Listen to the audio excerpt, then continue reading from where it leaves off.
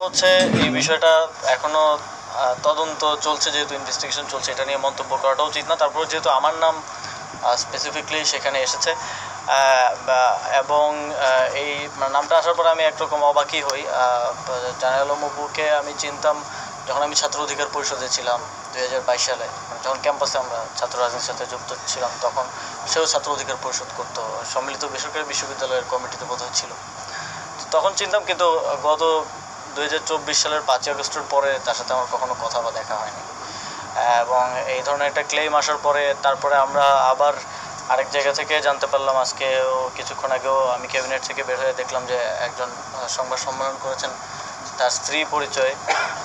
আমি খোঁজ নেওয়ার চেষ্টা করছি যে আসলে কী ঘটনা, তবে তিনি সেখানে দাবি করেছেন যে অপুকে গুম করে নিয়ে এই স্টেটমেন্ট আদায় করা হয়েছে জোরপূর্বক। যদি এরকম কিছু হয়ে থাকে, এটা আসলেই অত্যন্ত শঙ্কাজনক। 5ই আগস্টের পরের বাংলাদেশে আমরা যদি আবারও আগের মতো, এটা আসলে ঢাকা বিশ্ববিদ্যালয়ের গেস্ট রুম মতো, আপনারা জানেন আমাদের এখানে আয়নাঘর ছিল, যেগুলো 5ই আগস্টের গণঅভ্যুত্থানের ফলে এখন অকার্যকর, সেই প্র্যাকটিসের দিকে আমরা যাচ্ছি কিনা, এটাও একটা শঙ্কার বিষয়।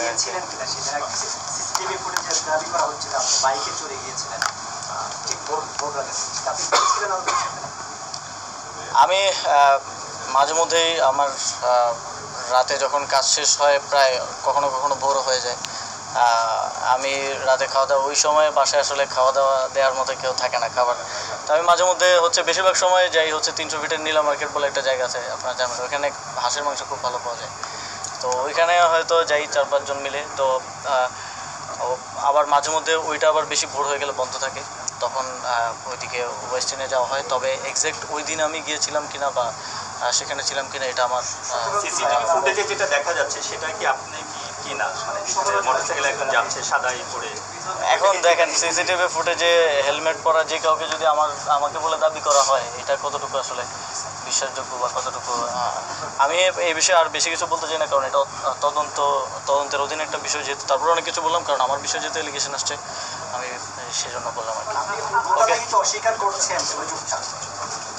হ্যাঁ, এর সাথে ভাই আমার কোনো ধরনের সম্পৃক্ততা নাই, এবং আমার মনে হয় না এখনও কেউ এরকম কোনো প্রমাণ দিতে পেরেছেন আমার সম্পৃক্ততা আছে। বরং আরও যার সাক্ষাৎকার নেওয়া হয়েছে, এই সাক্ষাৎকারটা একজন রাজনৈতিক নেতার বাসায় একজনকে জোরপূর্বক নেওয়া হয়েছে বলে যে অভিযোগ এসেছে, এটাও অত্যন্ত গুরুতর একটা অভিযোগ, এবং সেটা পরিবারের দিক থেকে এসেছে, যথেষ্ট রিলায়েবলও এখন পর্যন্ত মনে হচ্ছে।